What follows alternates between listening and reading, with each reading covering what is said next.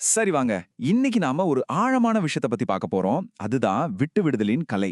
இது சும்மா ஏதோ ஒரு யோசனை இல்ல. 2016ல வெளியான ஒரு தமிழ் தத்துவ நூல்ல இருந்து எடுத்த சில அருமையான சிந்தனைகள் தான் இது.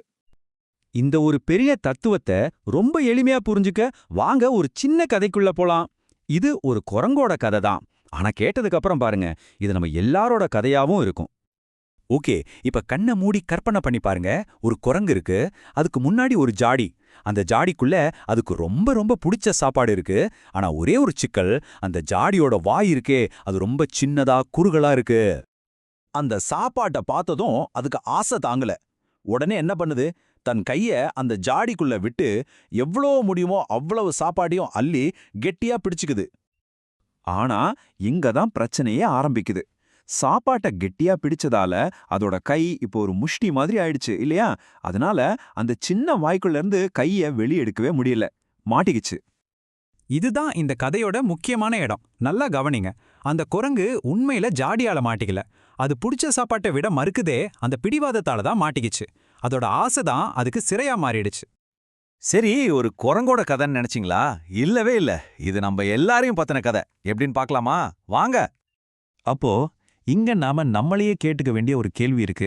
நாமளும் அந்த குரங்கு மாதிரி தான். எதையோ ஒன்ன கெட்டியா பிடிச்சுக்கிட்டு அதனாலேயே நம்மள நாமே ஒரு வட்டத்துக்குள்ள சிறைப்படுத்திக்கிறோமா? யோசிச்சு பாருங்க. இந்த தத்துவ நூல் என்ன சொல்ல வருதுன்னா, உண்மையான ஜாடி வெளியில இல்ல, நமக்குள்ள தான் இருக்கு. நம்ம மனசு தான் அந்த ஜாடி. நாமளே நமக்காக ஒரு சிறைய கட்டிக்கிறோம். இங்க ஒரு அருமையான வரி வருது. நம்மளோட சொந்த கருத்து இருக்கு இல்லையா, அதுவே நமக்கு உண்மையாகிடுது. கொஞ்ச நாள்ல நாம நம்புற அந்த விஷயமே நம்மள கட்டி போடுற ஒரு சங்கிலி மாதிரி ஆகிடுது. யோசிச்சு பார்த்தா ரொம்ப ஆழமான விஷயம் இது. தத்துவத்தில இதுக்கு பேரு அகநிலை யதார்த்தம்.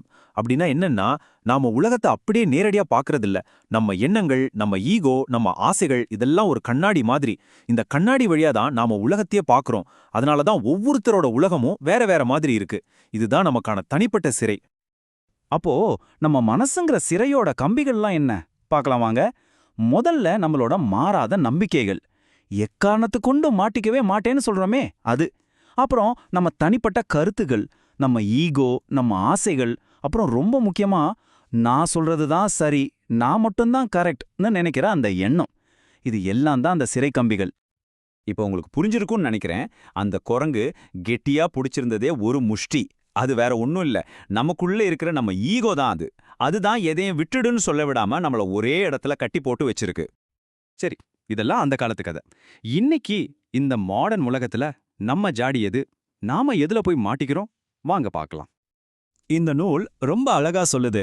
இன்னைக்கு நம்மள சுத்தி இருக்கிற ஜாடிகள் டிஜிட்டல் ஜாடிகள். ஆமா, நம்ம கையில இருக்கிற ஃபோன், நம்ம சோஷியல் மீடியா ஃபீட்ஸ், இதுதான் அந்த ஜாடி. அதுக்குள்ள இருக்கிற உணவு, அதுக்கு முடிவே இல்ல.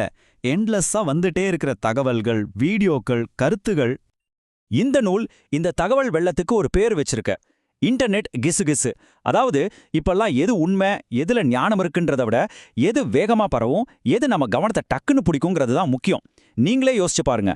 ஒரு பரபரப்பான ஆனா பொய்யான தலைப்புச் செய்தி எவ்வளவு வேகமா வைரல் ஆகுது. ஆனா அதே விஷயத்தை பத்தின ஒரு ஆழமான உண்மையான கட்டுரையை எத்தனை பேர் படிக்கிறாங்க? அப்போ இந்த டிஜிட்டல் உலகத்தோட பொறி என்ன? முதல்ல இது நம்மளோட நம்பிக்கைகளுக்கு ஏத்த மாதிரி விஷயங்களையே திரும்ப திரும்ப காட்டும். நாம ஒரு வட்டத்துக்குள்ளேயே சிக்கிப்போம். ரெண்டாவது, ஞானமே இல்லாத வெறும் தகவல்கள் வந்து கொட்டிக்கிட்டே இருக்கும். மூணாவது, இது நம்மள அடிமையாக்குற மாதிரி தான் டிசைன் பண்ணப்பட்டிருக்கு. அந்த இன்ஃபினிட் ஸ்க்ரோல்ல மாட்டி நம்ம எவ்வளவு நேரம் வீணடிக்கிறோம். கடைசியா என்ன நடக்குது? அந்த குரங்கு சாப்பாட்டை பிடிச்ச மாதிரி இந்த டிஜிட்டல் உலகம் நம்ம கவனத்தை இறுக்கமா பிடிச்சுக்குது. ஐயோ, அப்போ இதுல இருந்து தப்பிக்கவே முடியாதா? அப்படிலாம் இல்ல.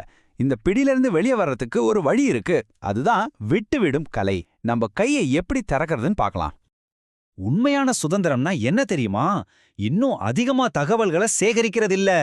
எது நம்மள கட்டி போட்டிருக்கு, எது நமக்கு தேவையில்லைன்னு புரிஞ்சுக்கிட்டு அதை தைரியமா விட்டு விடுற ஞானம் தான் உண்மையான சுதந்திரம். சரி, எப்படி அதை செய்யறது?